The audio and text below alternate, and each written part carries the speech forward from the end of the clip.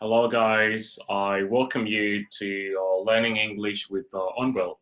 Right. So, what we're going to do today, we're going to learn about phrasal verbs. Okay, and we're going to learn about phrasal verbs about education. Okay, and so these are phrasal verbs we use when we talk about education. Okay, or when we refer something to do with education. Okay, so we say the first thing we should do is we can define the word education. Okay, so we say education means the knowledge, the values, skills, critical thinking, problem solving, and creativity. Okay, this one we use the word so education. All right. So let's begin our lesson. Okay, so the first word we have is knuckle down. All right, we say, repeat again, knuckle down. All right, so when you want to knuckle down, we usually say is to begin to work or to study hard. So you want to knuckle down, okay? Only when you want to begin to work or you want to begin to study hard. Previously, you were not studying hard, but currently you want to start to work very hard or to study very hard. Okay, so for example, we say he did nothing all year, but knuckled down to some serious work just before the exam and passed. All right. So we use the word knuckle down whenever you want to study very hard. All right. Okay, guys. Then we go to the next one. The next one we use the word to say pour over. Right. I repeat one more time. Pour over. Right. So we say pour over is to read or study something very carefully. Okay. So whenever you have something which you are keen on, right? So you want to pour over in it. So you need to study it very carefully. Why? Because you like it, all right? Or you are curious about a certain subject. So what are you going to do? You're going to pour over, all right? So for example, we said he pored over the philosophy books for hours, but still couldn't understand a thing, all right? So he read through over and over and over again, but unfortunately, he couldn't understand it, okay? So this one is a negative one, okay? Or can also use it in a positive way, all right? So we use the word to say pour over, all right? Okay, let's go to the next one. The next one we use the word is to mark down. I repeat again, mark down. All right, so whenever the teacher, only the teacher could mark down your paper. All right, so we use the word mark down means to reduce the scores someone gets in an exam. All right, perhaps you have made so many mistakes. Perhaps you have spelling mistakes. Or the way you have written examination wasn't really good. So your teacher marked down your paper. All right. So for example, we say she answered the questions well, but was marked down for bad spellings and poor grammar. Yes. All right. Usually when you write examination, there's only those silly mistakes which makes you being marked down by the teacher. All right, so you guys, you better be careful. All right, okay, let's go to the next one. We said read up on. All right, I repeat one more time. Read up on. Right, so we say read up on means to read a lot about a subject to increase your knowledge. All right, so here, when you read up on some subject, it's not the subject which you're going to do at school, okay? So it all differs. So you can read up on some topics which you're not really learning at school, or some topics which you're curious about, or some topics which you're keen on. So you want to know more. So what are you going to do? You read up on, all right?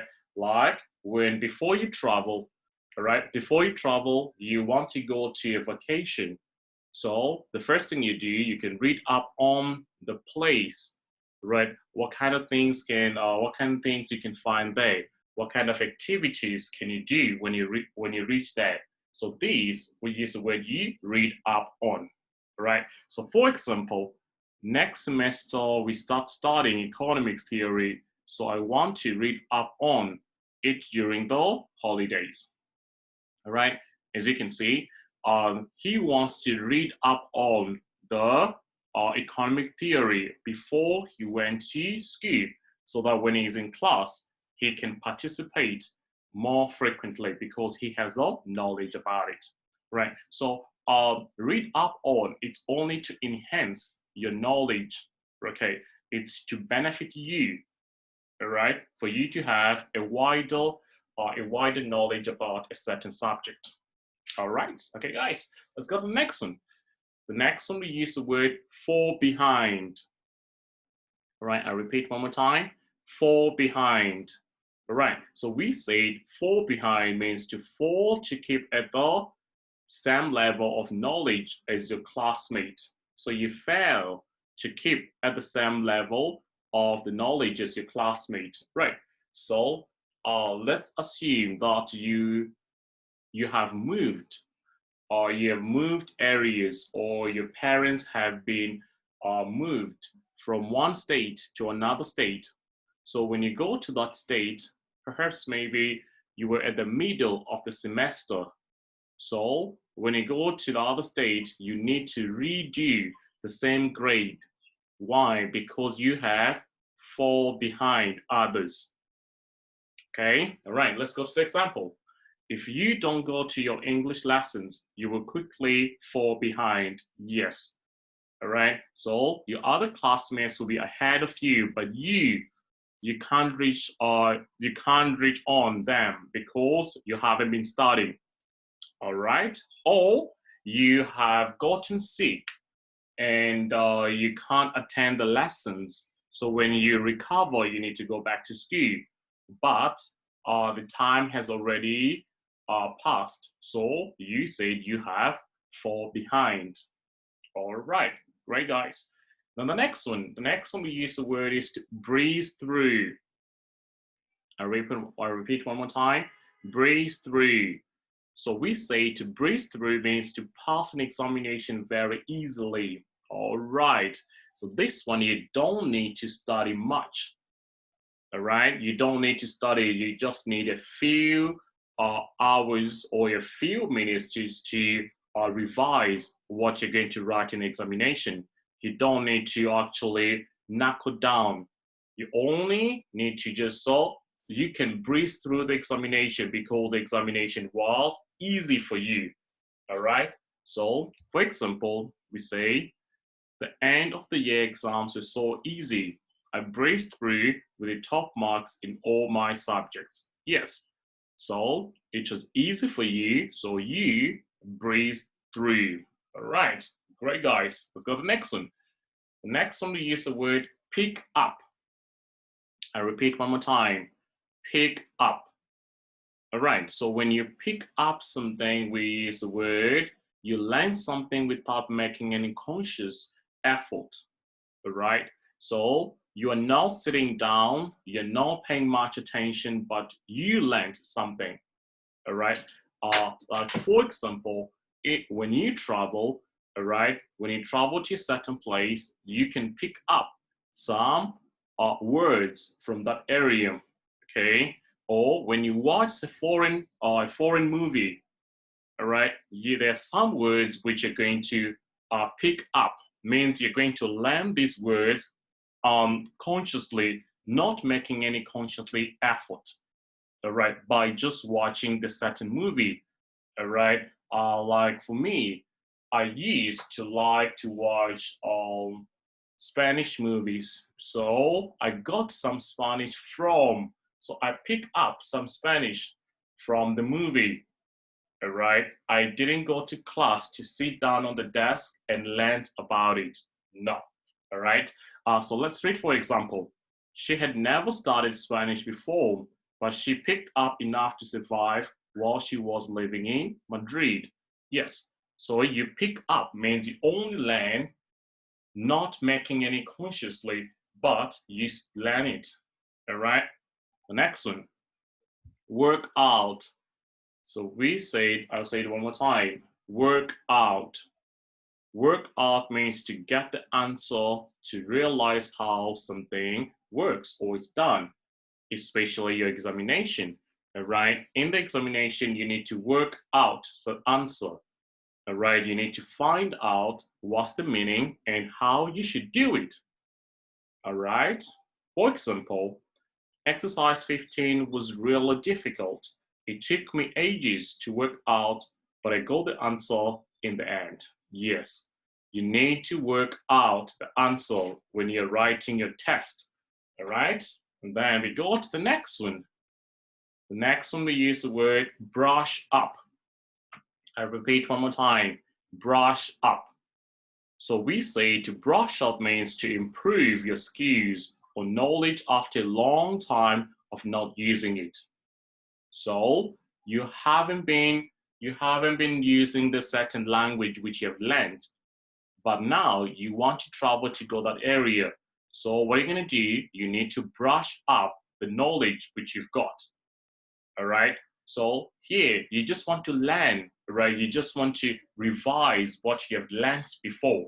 You just want to improve the skills which you already have because you haven't been using it for a while. So we use the word brush up. All right. So I had better brush up my French for the business trip to Paris next month. I haven't used it for years. All right. So ages ago, you learned how to speak French, but now you forgot about it because you haven't been using it. Remember, language is all, or English is a language, French is a language, so it all needs practice. Okay, so if you don't practice any language, definitely you will forget. So whenever you want to use it, we should brush up. All right. Okay, guys, let's go to the next one. All right, this is our final phrasal verb for today. So we say to drop out. I repeat one more time, drop out. So to drop out, we say it is to quit a course or to quit a school or to quit a college or university before finishing or graduating. Okay, so we use the word drop out. There are so many situations which make a person drop out.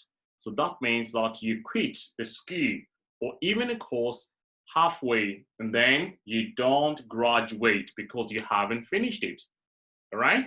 For example, he dropped out of university in the first year and got a job in the bank.